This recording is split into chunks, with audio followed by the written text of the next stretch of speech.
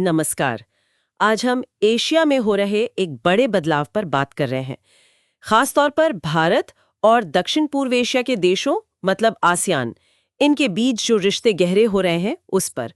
हमारे पास जो स्रोत है उनके आधार पर हम समझने की कोशिश करेंगे कि ये सब कैसे हो रहा है और इसका क्या असर है। बिल्कुल, ये बहुत ही अहम मुद्दा है। आज की हमारी बातचीत में हम कोशिश करेंगे कि जो भी हमारे पर जानकारी है, उससे जो मुख्य बातें निकलती हैं, जैसे रणनीतिक संबंध, आर्थिक पहलू और क्षेत्रीय संतुलन, उनको सरल तरीके से सामने रखें और ये भी देखें कि भाई भारत और आसियान की ये नज़दीकी दुनिया के लिए क्या मायने रखती है। हाँ, तो शुरू करते हैं बिल्कुल बेसिक से। ये आसियान आखिर है क्या? मतलब क्यों इतना जरूरी माना जाता है इसे? देखिए, आसियान यानी association of south east Asian Nations, ये 1967 में बना था। इसमें 10 देश हैं, आप नाम जानते ही होंगे। Indonesia, Malaysia, Thailand, Philippines, Singapore, Vietnam, ये सब। अच्छा, 10 देश। हाँ, और ये सिर्फ कोई छोटा मोटा ग्रुप नहीं है। यहाँ की कुल आबादी देखिए, 65 करोड़ से ज्यादा है और इन सबकी मिलीजुली जीडीपी वो भी करीब 3.6 ट्रिलियन डॉलर से ऊपर है। मतलब एक बड़ी आर्थिक शक्ति।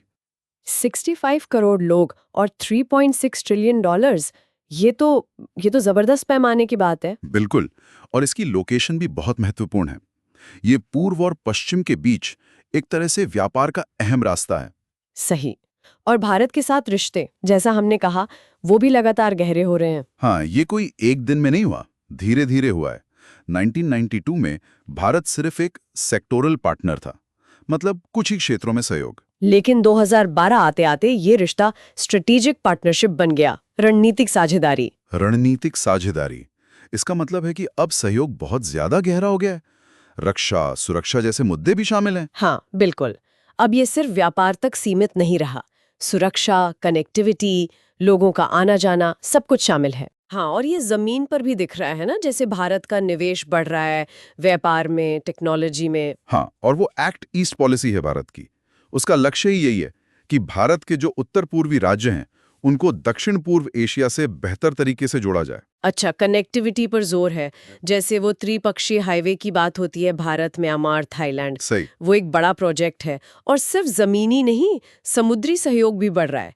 सिंगापुर के साथ सिम्बेक्स अभ्यास होता है और मिलान जैसा बहुपक्षीय नौसैनिक अभ्यास भी है। ये सब दिखाता है कि सहयोग कितना बढ़ रहा है। और इन सब के पीछे वजह क्या है? मतलब दोनों तरफ के साझा हित क्या हैं? देखिए, कई कारण हैं। एक तो है चीन का बढ़ता प्रभाव, कई देश उसे संतुलित करना चाहते हैं। दूसरा, समुद्री रास्ते जो व्यापार के लिए बहुत जरूरी हैं, उनको सुरक्षित रखना। और जाहिर है, आर्थिक विकास तो है ही। हाँ, आर्थिक विकास तो हमेशा एक बड़ा फैक्टर होता है। ये साझा हित ही हैं जो इस रिश्ते को क्या कहते हैं, मजबूती दे रहे हैं। आपने चीन का जिक्र किया। ये इस क्षेत्र के लिए कितना बड़ा मुद्दा है? आसियान देश इसे कैसे देखते हैं? ये थोड़ा पेचीदा मामला है। चीन आसियान का सबसे बड़ा व्यापारिक साझेदार है, इसमें कोई दो राय नहीं।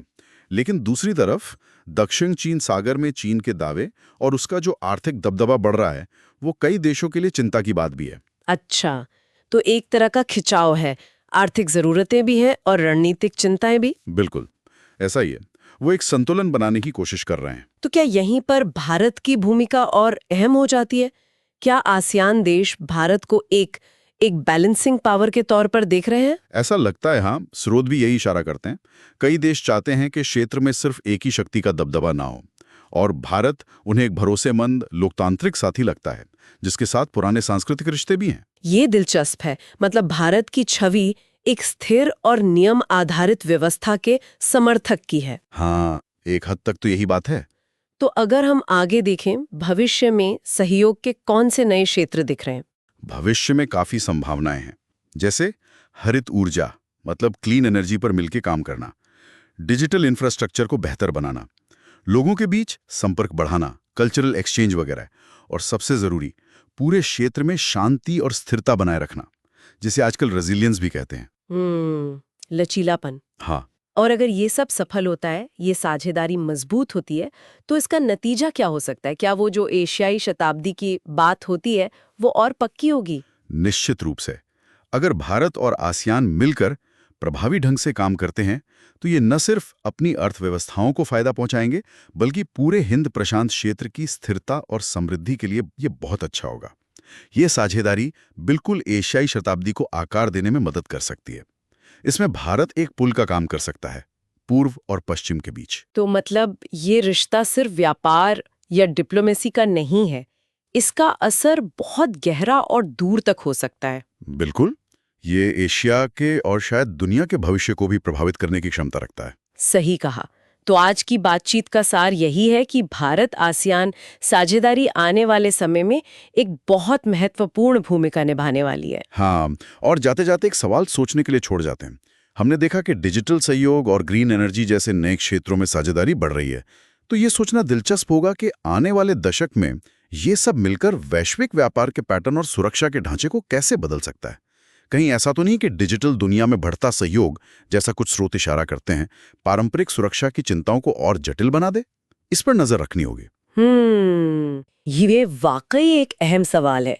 इस पर सोचना जरूरी है।